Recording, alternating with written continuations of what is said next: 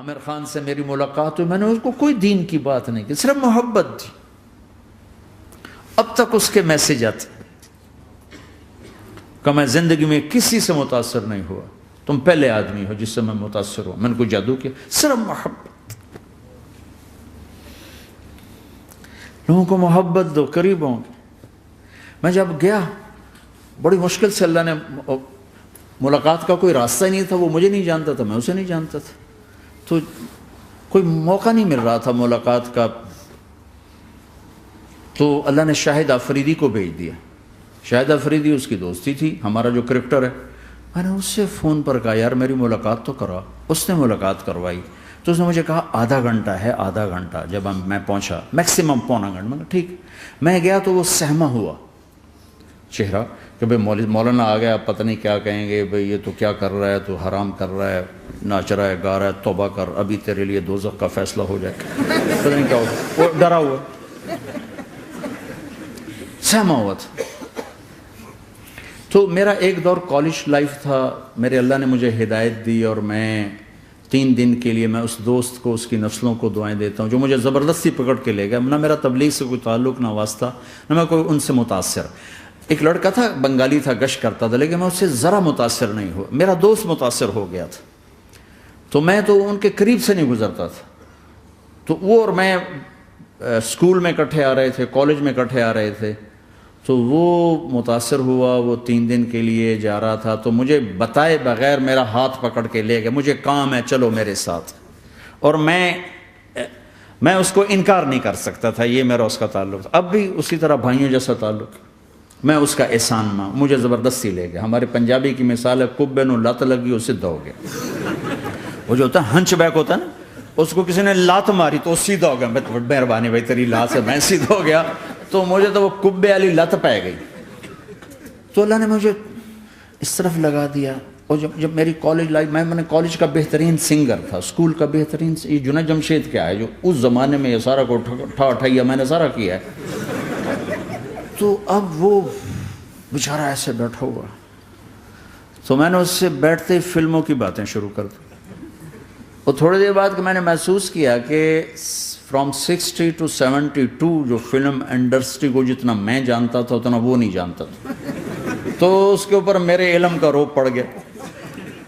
اس کی لائن کا علم تھا نا. تو حیران پریشان، یہ واز تو ہو نہیں رہا. تو کبھی دلیپ کمار کی باتیں شروع ہو گئیں، کبھی راج کپور کی شروع ہو گئیں، اور کبھی محبوب صاحب شروع ہو گئے، کبھی مدن موہن شروع ہو گئے. وہ آدھا گھنٹہ تو یوں ہی گزر گیا. تو آدھے گھنٹے کے بعد میں نے کہا جی ہمارا تو ٹائم اوور کا نہیں، اٹھیں چلے ادھر چل کے بیٹھتے. میں کھانے کی ٹیبل پر تھے تو ہم وہاں جا کے بیٹھ گئے. پھر وہیں باتیں شروع ہو گئیں. جب اس کا سارا خوف دور ہو گیا اور ریلیکس ہو گیا، اس میں پونے گھنٹے سے 50 منٹ گزر گئے تھے. تو پھر میں نے کہا عامر بھائی آپ حج پہ آئے ہیں، اگر آپ اجازت دیں تو آپ کو اپنے نبی کا حج سنو. کہنے لگے ہاں جی ضرور سنائی. پھر میں 1.25 گھنٹہ بولتا رہا اور وہ ایسے کر کے یہاں سے وہ یوں نہیں ہوا. 1.25 گھنٹہ ایسے بیٹھ کے یوں سنتا، ہلا نہیں اپنی جگہ سے. لوگ محبت کے بھوکے ہیں، تم فتوے دینا شروع کر دیتے. 2 گھنٹے کی ملاقات کے بعد جب ہم نکلے تو نیچے تک چھوڑنے آیا عامر خان. حج کے بعد میں نے کہا ایک ملاقات اور ہو جائے گا، ضرور ہوگی. پھر اس کا میسج آیا کہ میں مدینے چلا گیا ہوں، معذرت چاہتا ہوں. میں نے کہا میں مدینے آ جاؤں گا. میں مدینے پہلے ہو آیا تھا حج سے پہلے. تو اس نے کہا کہ آپ 14 تاریخ کو آ جائیں، 4 سے 6 کا ٹائم میں نے آپ کے لیے رکھا ہے. تو میں جنید اور ایک اور ساتھی ہم دوبارہ وہاں چلے گئے 4 بجے.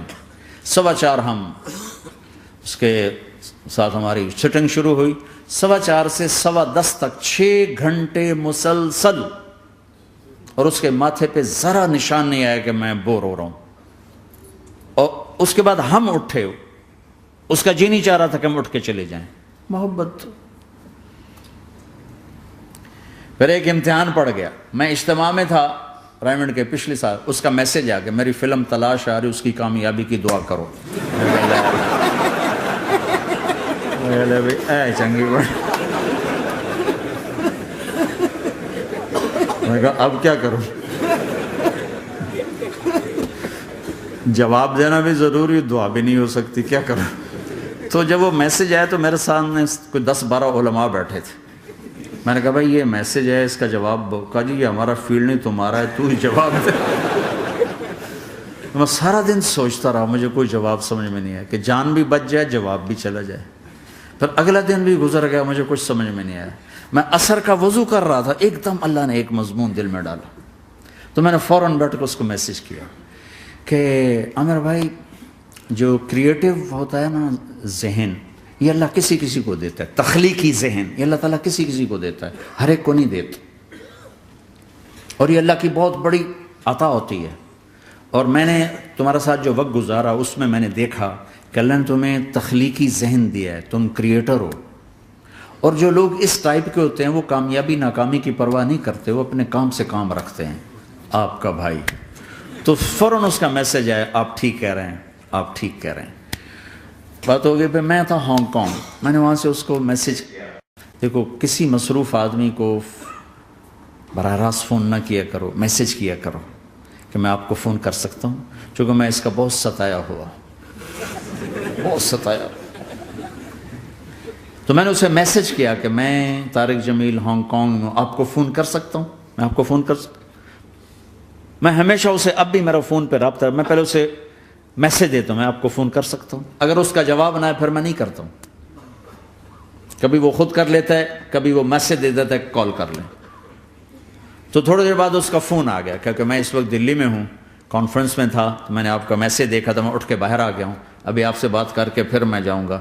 تو اسے باتیں کرتے کرتے کہنے لگا آپ کی دعا سے میری فلم کامیاب ہوگی. میں کہا یا اللہ میں کوئی نہیں کی تھی تینوں.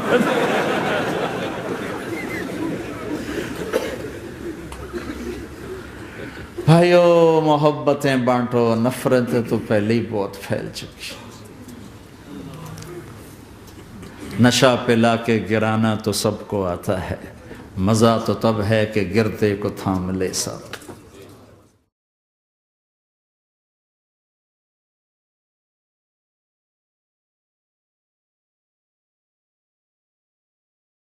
لا الہ الا اللہ محمد رسول اللہ علیہ صلاة اللہ وآلہ والأحبہ. لا الہ الا اللہ محمد رسول اللہ علیہ صلاة اللہ وآلہ والأحبہ.